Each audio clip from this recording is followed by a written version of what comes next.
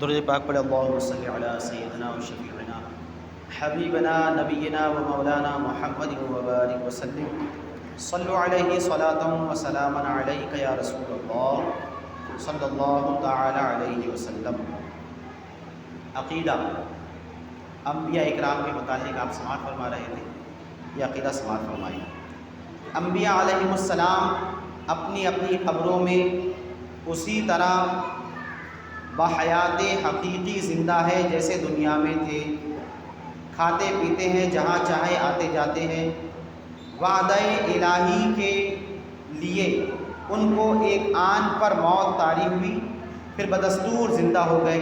ان کی حیات شہداء سے بہت ارفع و اعلیٰ ہے۔ حیات النبی کی بات چل رہی ہے، نبی کی زندگی۔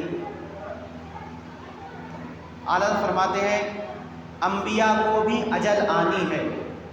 امام اہل سنت فرماتے ہیں انبیاء کو بھی اجل آنی ہے، اجل یعنی موت، ہاں مگر فقط اتنی کہ آنی ہے۔ یہاں پر آنی سے مراد ایک آن کے لیے، انبیاء کو بھی اجل آنی ہے، ہاں مگر فقط اتنی کہ آنی ہے، ایک لمحے کے لیے۔ پھر اس کے بعد ان کی حیات مثل سابق وہی پرانی ہے۔ یعنی اللہ تعالیٰ کا وعدہ ہے کہ کل نفس ذائقۃ الموت، ہر جاندار کو موت کا مزہ چکھنا ہے۔ تو اس وعدے کو پورا کرنے کے لیے اللہ تبارک و تعالیٰ انبیاء اکرام کو بھی موت دیتا ہے۔ لیکن ہمارا عقیدہ ہے کہ انبیاء اکرام جیسے پہلے تھے، جیسی زندگی پہلی تھی، ان کی زندگی بعد میں بھی ویسی ہی ہے۔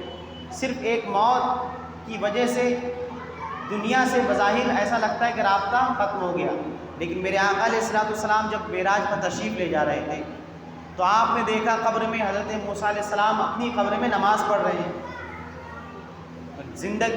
نماز جو ہے وہ کب ہے؟ زندگی میں نماز، مرنے کے بعد تو اعمال ختم، پھر موسیٰ علیہ السلام نماز کیوں پڑھ رہے تھے قبر میں؟ حضور جب معراج پر تشریف لے جا رہے تھے تو آپ نے دیکھا کہ موسیٰ علیہ السلام قبر میں نماز پڑھ۔ اس کے بعد جب آپ بیت المقدس پہنچے تو آپ حضور علیہ السلام کے پہنچنے کے پہلے آدم علیہ السلام سے لے کر عیسیٰ علیہ السلام تک سارے نبی مسجد اقصیٰ میں موجود تھے، سارے نبی مسجد اقصیٰ میں موجود تھے، اور میرے آقا صلی اللہ علیہ وسلم نے امامت فرمائی اور سب نبیوں نے آپ کے پیچھے نماز پڑھی۔ تو یہ کیا تھا؟ یہ آپ نے واقعہ سنے نا معراج کے، تو یہ سب کیا تھا؟ تو یہی فرماتے ہیں کہ انبیاء کو بھی اجل آنی ہے، ہاں مگر فقط اتنی کہ آنی ہے، پھر اس کے بعد ان کی حیات مثل سابق وہی پرانی ہے۔ انبیاء علیہ السلام جیسے دنیا میں تھے، رہتے تھے، کھاتے پیتے تھے، ویسے ہی قبر میں بھی اپنے باحیات ہے۔ آگے فرماتے ہیں اور انبیاء کی زندگی، شہداء، شہید جو ہوتا ہے، جو اللہ کے دین کی خاطر اپنی جان کو قربان کر دیتا ہے، اسے شہید کہتے ہیں۔ تو شہید کی شان یہ ہے کہ اس کے خون کا ایک قطرہ زمین پر ٹپکنے سے پہلے اللہ تعالیٰ اس کی مغفرت فرما دیتا ہے۔ یہ شہید کی شان ہوتی ہے۔ اور شہید کے متعلق قرآن پاک میں ہے کہ اسے مردہ نہ کہو، جو اللہ کی راہ میں شہید ہوا ہے اسے مردہ نہ کہو، وہ زندہ ہے، وہ زندہ ہے۔ اور تمہیں ان کی زندگی کا شعور نہیں کہ کیسے زندہ ہے، وہ اللہ جانتا ہے کہ کیسے زندہ ہے، بس ہمیں ماننا ہے کہ وہ زندہ ہے۔ اور دوسری جگہ قرآن پاک میں اللہ فرماتا ہے مفہوم ہے اس آیت کریمہ کا کہ جو شہید ہے ہم انہیں کیا دیتے ہیں؟ وہ زندہ ہے، وہ کھاتے پیتے ہیں، وہ کھاتے پیتے بھی ہیں۔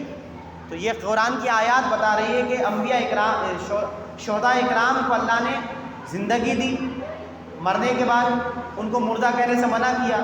تو شہید سے بڑا مرتبہ نبیوں کا ہے۔ شہید سے بڑا مرتبہ کس کا؟ شہید تو امتی ہے، جس نبی کے امتی ہے، مطلب جس نبی کے دین کی خاطر وہ لڑتے لڑتے شہید ہوا، وہ شہید اس نبی کا امتی کہلایا۔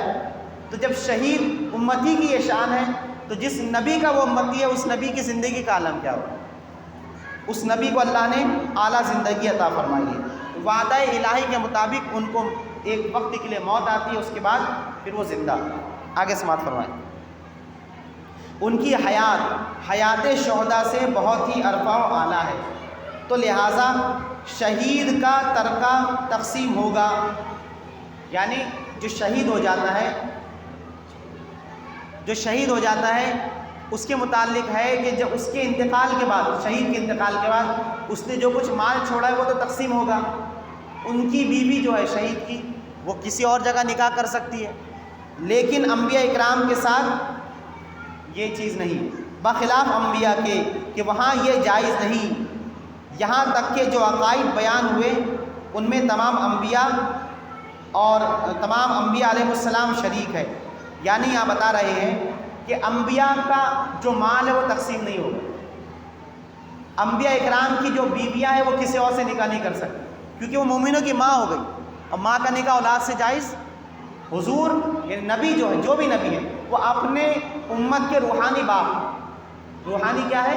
باپ، روحانی باپ ہے نبی اپنی امت کے، اور ان کی بیویاں ان امتیوں کی کیا کہلائی؟ ماں.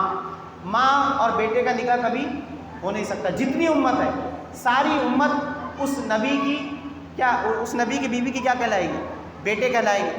تو حضور پاک علیہ السلام کا بھی دیکھ لیجئے، ہمارے آقا علیہ السلام کہ جتنی ازواج ہیں سب کو امہات المومنین کہا جاتا ہے. کیا کہا جاتا ہے؟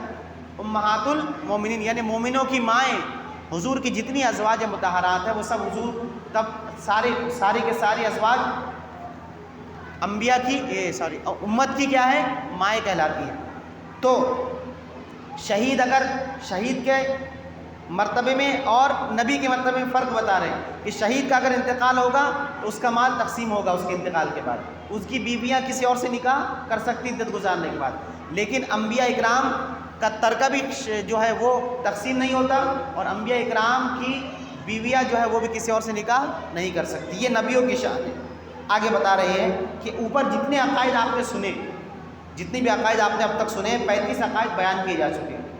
یہ پورے کے پورے جو عقائد بیان ہوئے اس میں تمام انبیاء اکرام شریک ہے. یعنی سب نبیوں کے عقائد، یعنی جو شان بتائی گئی وہ تمام نبیوں کی شان تھی. لیکن آگے کچھ مخصوص شان ہے جو صرف اللہ نے ہمارے نبی علیہ السلام کو عطا فرمائی.